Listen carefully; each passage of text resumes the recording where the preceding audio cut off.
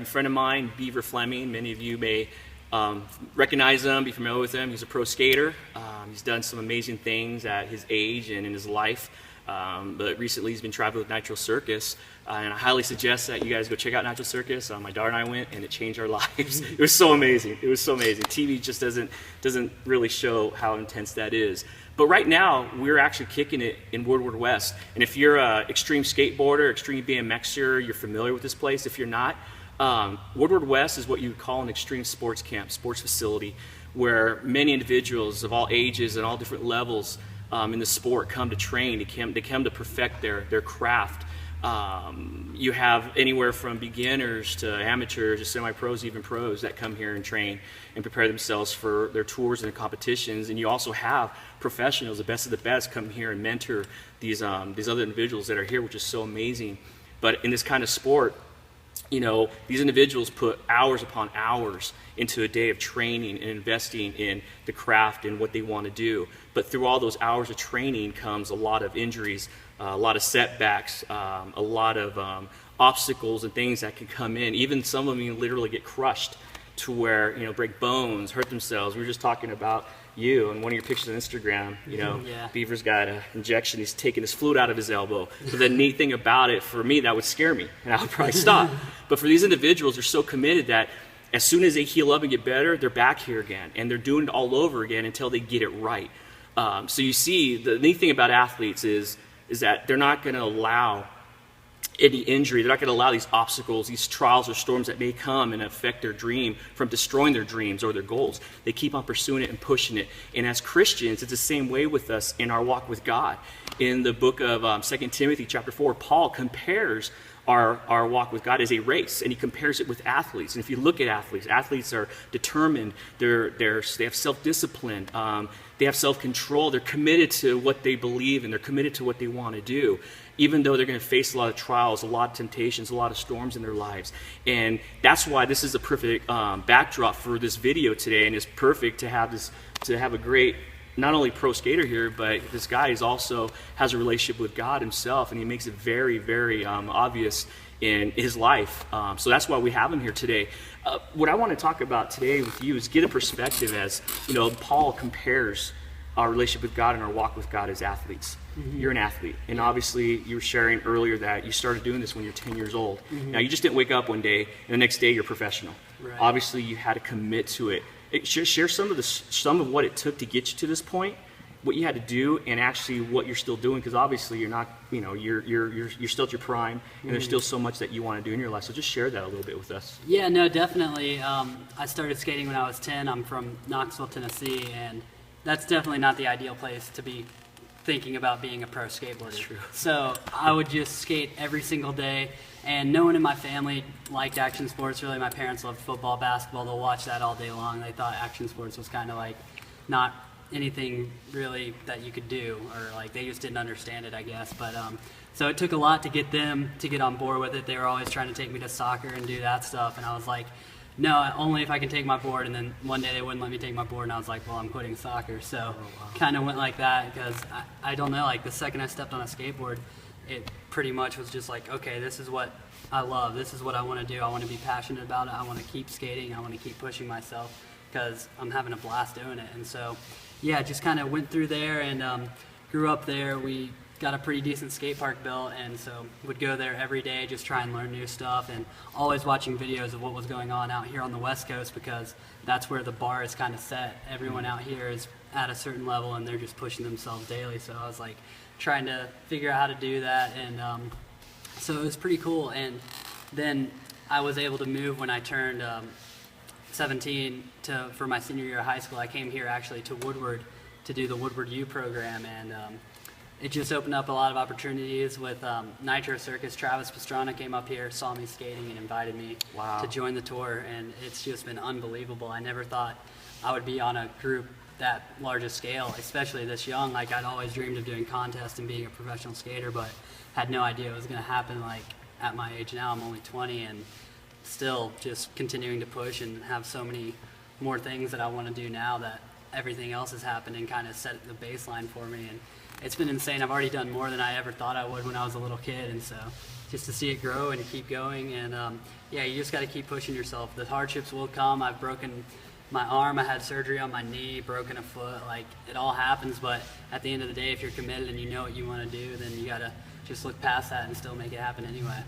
It's pretty amazing, man. It's funny what you said about Nashville, Knoxville, because I was sharing with you having my first experience at a camp there. Yeah, because you figure it'd be more like hunting or country music, stuff like that, not extreme sports. Yeah, it's like a outcast thing out there. But it's really neat how you're so passionate about that you were willing to take that chance and come to the West Coast. You know, most people just like, I give up. I'm just going to stay here, work on the farm, or just, you know, just go in this direction what everyone's doing. But no, you thought out of the box.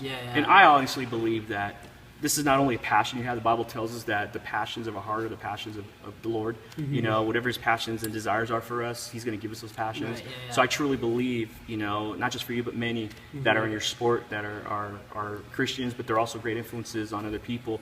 God has given you this gift to do this, and as you continue to honor him, he's just totally blowing doors open for you. You know, it's pretty amazing, but you took that step of faith. You know, God, it's cool. God knows what he's going to do in advance. He really does know.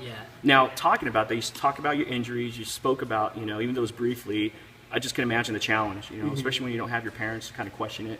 Because I know that was with my parents as a musician, you know, especially when I got saved. That was weird. But the musician, why are you going to do that? You're going to do it for the Lord? You know, why? You're not going to make any money. I'm like, it's not about that, man. You know, so I can understand that. I'm sure that there's those that are watching this right now that understand that too, the challenges that come with it. Well, the cool thing about Beaver is that, like I said earlier, not only is he a professional athlete and skateboarder, but he has a relationship with God, and he makes it very relevant. He puts it out there for people to know. I love your skateboard. The bottom has got Jesus on it. Just everything is just amazing. So definitely follow this guy on social media. You'll totally be encouraged, man. But how would you compare this whole adventure you've had in journey to get to where you're at right now, and even where you're pursuing? How would you compare that to your relationship with God? Because we were talking about this earlier, about how it's, you know, I fell into this. I'm sure you did too. That when you get saved, it's like, okay, you know, give your life to God, pray, and read the Word, and that's cool.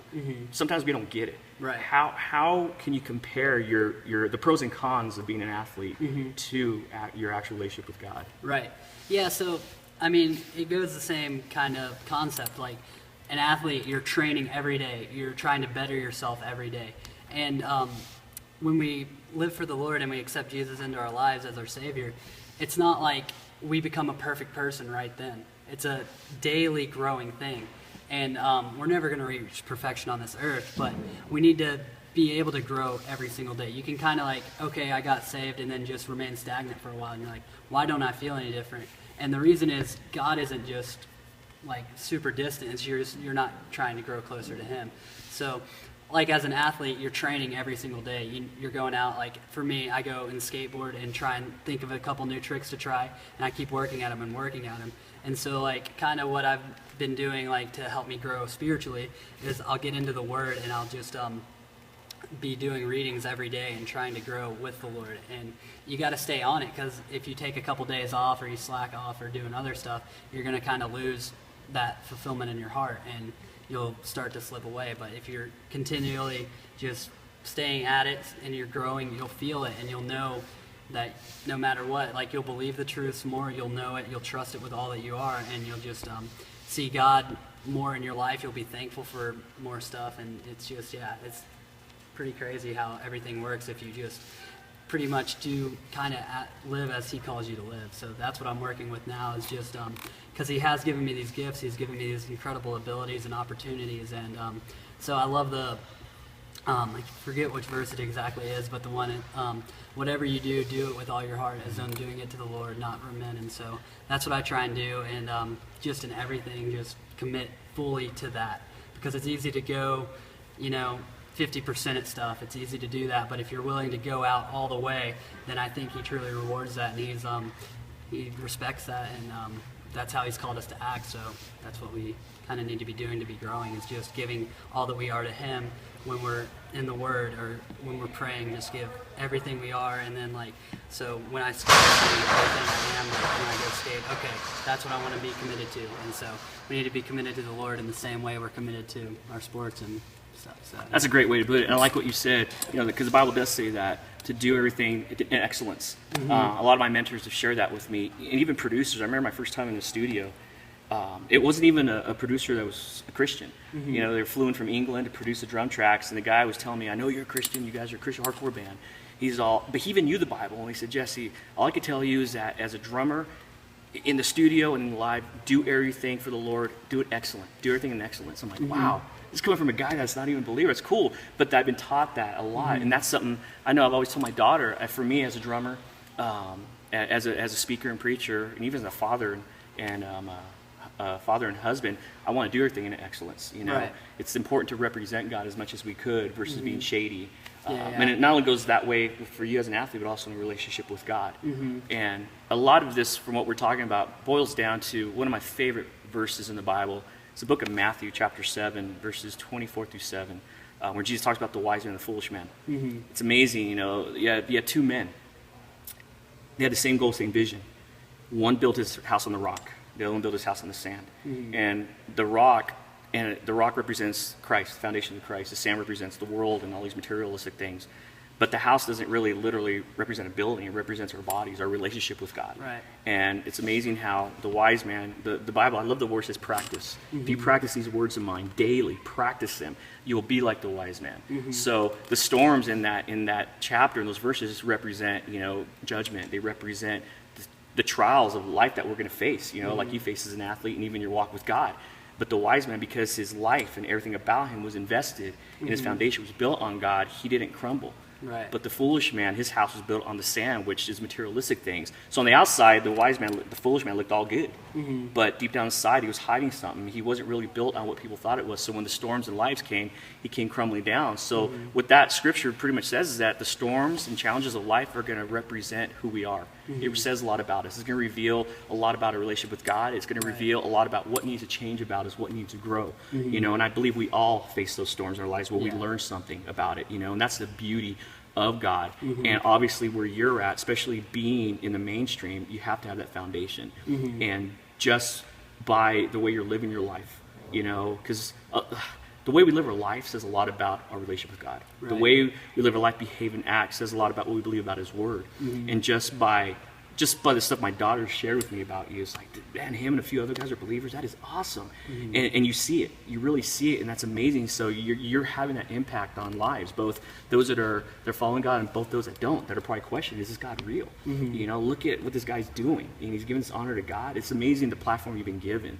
And it's a beautiful thing. So it's obvious, you know, and just talking to you and you being willing to do this shows a lot about where you stand with God. You know, that's awesome. But you hit it on the head. It's a consistently thing that we have to grow at every day. Right, yeah. You know, every single day. Yeah, and there's no way, like, we're all going to mess up. We're all going to fall into sin. And it's easy to get discouraged and think, oh, God's so bummed at us right now. Like, he's really mad. But no, he's not. If he was, then he wouldn't have sent Jesus to die on the cross for us, to save us. So that's the thing. It's like we'll mess up, but we need to keep striving to do better daily. We need to keep growing and just be strong in our faith. And then we'll be able to fight the temptations more often, you know. We'll be able to be stronger. We'll be able to just mentally kind of be able to fight more and just trust in Him to help us get through the storms and everything. And so once kind of you do that, just don't get discouraged, because everyone's going to mess up. Things are going to happen, you know, like injuries or maybe losing people, you know, like storms of life, they can go anywhere and it can be crazy and it can bring you down. But yeah, like you said, it shows a lot about character and a man of God. If you stay strong through it and you're just trusting Him, that He'll bring you out better than you went in, because that's what all He wants to do, is help us grow and help us to just be able to be a light in this world. Remember, I said it well, man. Hopefully for you guys and girls that are watching this, I hope you're encouraged by this. But I also ask that you keep his brother in prayer and those that he travels with, that safe traveling mercies, and to continue to win medals and break records and reach your dreams, you know what I'm saying? And through God, all things are possible. But the moral of the story is this. The book of 2 Corinthians talks about, chapter 4, how as Christians we will be crushed, but we will not be destroyed. And obviously he's had his ups and downs. He's literally been crushed, breaking his foot, and all these different things, but he's not allowed us to destroy his dream, destroy that dream and passion God has given him. It's the same way in our walk with God. We're going to have those hard times. We're going to blow it. we're just gonna do things that we shouldn't do. But that's what happens when we're not focused and we're not training and practicing with God. But when we do mess up, that's the beauty of it. God forgives us. You know, his love is so strong that it doesn't matter if you're smoking a joint right now. It doesn't matter what you're watching on the internet right now, or what you're hitting or drinking right now. As soon as you come to the Lord, man, he's going to forgive you and change you. That's how big and deep his love is for us. So we want to thank you for watching this. I want to thank Beaver, man, for taking the time to do this, man. I'm so excited about to see what else God's going to be doing in your life. Jetpack kids high in the sky, walking on air. I know how to fly.